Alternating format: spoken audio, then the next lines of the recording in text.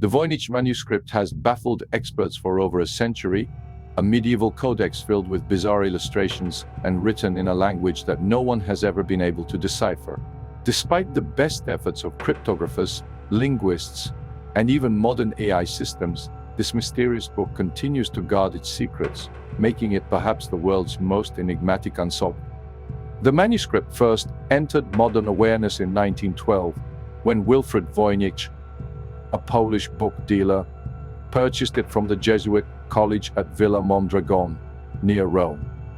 But its history stretches back much further, with carbon dating placing its creation in the early 15th century, somewhere between 1438. The parchment pages contain colorful illustrations of unknown plants, astronomical diagrams, and naked women bathing in elaborate interconnected tubes and pools of green liquid. But it's the text that has truly confounded generations of researchers. Written in an unknown script, the manuscript contains over 107,000 characters arranged in what appears to be words and sentences. The characters themselves look somewhat familiar, similar to European alphabets, yet they form no known language. The text flows naturally, with apparent word frequencies and patterns that suggest it's not random gibberish. It has the statistical properties of a real language, yet it matches no known tongue, ancient or modern. Throughout the decades, countless theories have emerged about the manuscript's origins and purpose. Some believe it's an elaborate hoax, perhaps created by medieval con artists to sell to wealthy collectors. Others think it might be a genuine medical or alchemical text written in a sophisticated cipher.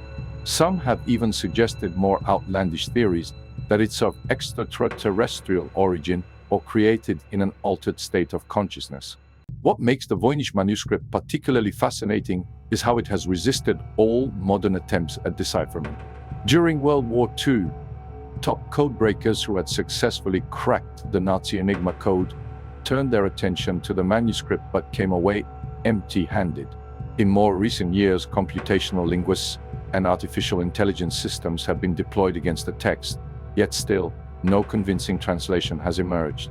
The manuscript sections seem to cover different topics based on the illustrations.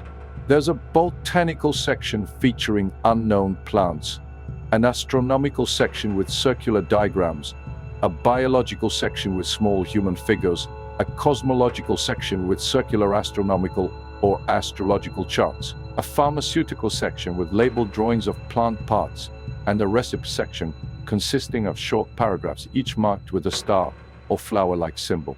One of the most persistent theories is that the manuscript is written in a constructed language or an elaborate cipher. Roger Bacon, the 13th century Franciscan friar and polymath, was long suspected as the author, though modern dating has ruled this out. Some researchers have suggested that the text might be a form of glossolalia, speaking or writing in an unknown language during a religious or trance-like state. In 2019, Gerard Cheshire, a research associate at the University of Bristol, claimed to have decoded the manuscript as a Proto-Romance language. He suggested it was a medical treatise on women's health written for Marie of Castile, Queen of Aragon. However, his theory was quickly dismissed by other experts in medieval linguistics and cryptography, who pointed out numerous flaws in his methodology. The manuscript's resistance to decipherment has led some to question whether it contains any meaningful information at all. Gordon Rugg, a British researcher, demonstrated in 2004 that a text with similar statistical properties could be generated using a simple table and grill method without conveying any actual meaning. Yet others point to the careful construction and consistent patterns in the text as evidence that it must contain genuine content. What's particularly intriguing is that the manuscript appears to have been created with great care and expense. The parchment is of good quality, the illustrations are detailed and colorful, and the text is written with apparent confidence, with few corrections or errors. This suggests that whatever its purpose, it was considered valuable by its creator. The manuscript's journey through history adds another layer of mystery. After Voynich purchased it in 1912, it was revealed that the book had previously belonged to Emperor Rudolf II of Habsburg, who reigned from 1570 to 1612. Rudolf reportedly purchased it for 600 ducats, a substantial sum at the time, believing it to be the work of Roger Bacon. The manuscript then passed through several hands before ending up at the Jesuit college. Today, the Voynich Manuscript resides in the Voynich Rare Book and Manuscript Library at Yale University, where it continues to attract researchers and curiosity seekers. Its catalog number, MS408, belies its extraordinary nature and the obsession it has inspired for generations. In recent years, researchers have applied increasingly sophisticated computational methods to the manuscript.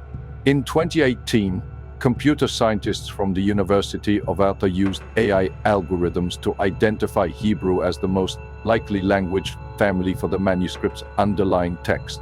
They suggested that the text might have been created by removing vowels from Hebrew words and then rearranging the letters. Another recent theory proposed by Lisa Fagin Davis, executive director of the Medieval Academy of America, is that the manuscript might be a compendium of medical information specifically related to women's health, created for a female audience.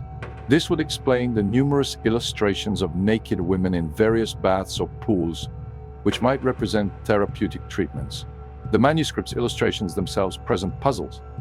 The botanical section depicts plants that don't correspond to any known species. Some have suggested they might be stylized or composite representations, while others wonder if they might depict extinct plants or even plants from regions not yet explored by Europeans in the 15th century. The astronomical diagrams are equally perplexing. Some appear to represent the zodiac with recognizable symbols for certain star signs, but others show unfamiliar cosmic arrangements. One particularly striking illustration shows what appears to be a spiral of stars. Unlike any known medieval astronomical model, perhaps most bizarre are the biological sections, which show small, nude female figures immersed in green liquid within an elaborate system of pipes, vessels, and pools. These have been variously interpreted as representing baths, alchemical processes, or reproductive systems. What continues to captivate researchers and the public alike is the tantalizing possibility that the manuscript contains genuine knowledge that has been lost to time. If it could be deciphered, would it reveal medieval medical practices unknown to modern science, astronomical observations that preceded Copernicus, alchemical secrets that were never passed down through conventional channels? The manuscript has become something of a Rorschach test for researchers, with each expert seeing in it reflections of their own specialty. Botanists focus on the plants, astronomers on the celestial diagrams, linguists on the text patterns, and cryptographers on potential encoding methods. This has led to a fascinating phenomenon where the manuscript seems to resist not just decipherment but categorization. It doesn't fit neatly into any known medieval genre, not quite a herbal, not exactly an astronomical treatise, not purely an alchemical text. It stands alone, defying our attempts to place it within the context of medieval European knowledge. Some researchers have suggested looking beyond Europe for the manuscript's origins. Could it represent knowledge from the Islamic world, or even further east? The timing of its creation coincides with increased contact between Europe and Asia, including the travels of explorers like Marco Polo. Could the manuscript represent an attempt to record knowledge from these distant lands in a coded form? The human tendency to see patterns where none exist, pareidolia, has certainly played a role in many claimed breakthroughs in deciphering the text. Researchers have announced translations ranging from ancient Ukrainian to a Sino-Tibetan language, from encoded Latin to an early form of Turkish. Each claim has eventually been debunked by other experts. What's particularly interesting is how the manuscript has resisted the application of modern technology.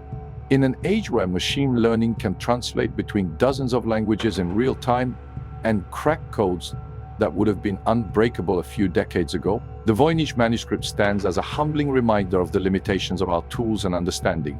Perhaps the most compelling aspect of the Voynich Manuscript is what it reveals about human nature, our desire to solve puzzles, to understand the unknown, and to connect with the past. Each generation brings new tools and perspectives to the manuscript, yet it continues to guard its secrets. As we look to the future, it's entirely possible that advances in artificial intelligence, computational linguistics, or even discoveries of previously unknown historical texts might finally crack the code of the Voynich Manuscript. Or perhaps it will remain unsolved, a perpetual mystery challenging our confidence in human knowledge and understanding.